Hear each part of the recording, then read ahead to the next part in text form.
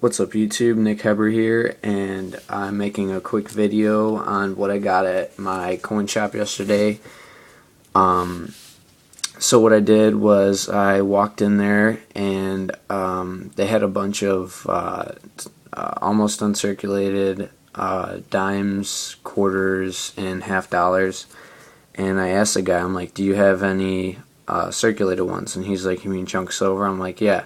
So he went and he asked me what I wanted, and I said, give me 20 dimes and 10 quarters. So, and then I asked him how much they were, and he said 16 times face value. So as of yesterday, the price of silver was about $20. That's, not that bad of a deal. So I'll show you what I got. He just kind of went in the big safe or whatever they had there and just pulled out 10. So I got some of these are in alright condition, some are in really circulated. So I got a 1940 quarter, 1945, 1960, 1950, I think that's, 59. It's a little hard to read because they're kind of circulated. 1934, and some of these I actually cleaned up too, got the tarnish off. 1951,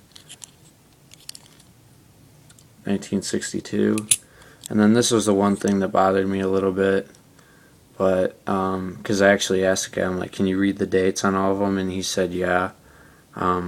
If you can't see this, I got a Standing Liberty quarter. There's no date, and it's really worn. You can barely see God. In God, you can barely see it over on the left-hand side, but it is really worn, and even the back. But I mean, it's kind of cool because it's older, so I didn't really care. Plus, I'll show you why I didn't care in a little bit. Then I got a 1945, and then this is this one I found coin roll hunting, but 1964, that's probably my best one in best condition, and then a 1936. So I paid $4 each for those, which isn't too bad, seeing that they're worth about $3.65 a piece. And then I got these coin tubes for 45 cents each. So there's the quarters, and then I'll go on to the Roosevelt dimes. So some of these again are pretty tarnished. So we got a 1953, 54, 64, 52, 48,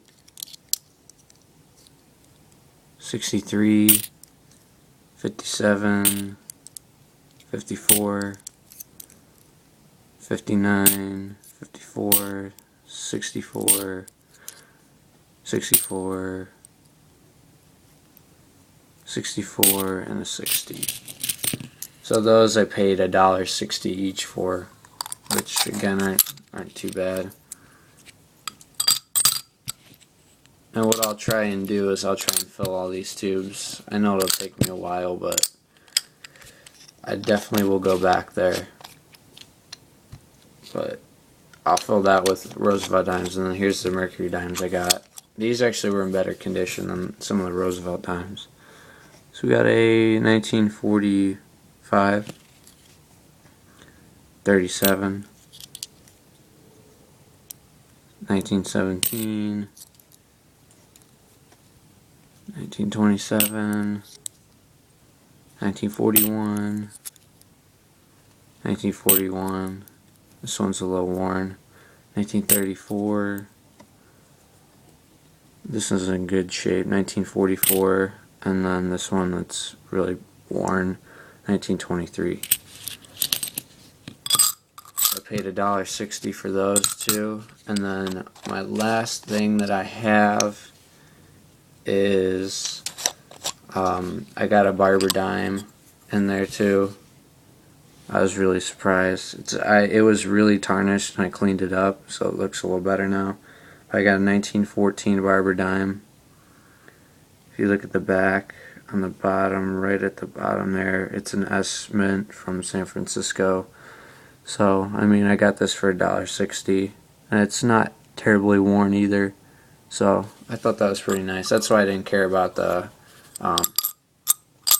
Standing Liberty quarter, just because I got that. So, all in all, I got about 3 1/3 ounces of silver that I purchased yesterday, and I got it for about, I think it was, let me do the math, about two to 250 over spot per ounce, so wasn't that bad. So tell me what you guys think about it, and yeah, let me know if you wanted any of those copper pennies. I also got a bunch of wheat pennies too, so just let me know on those. And yeah, stay tuned for my next video. So thanks for watching, guys, and take care.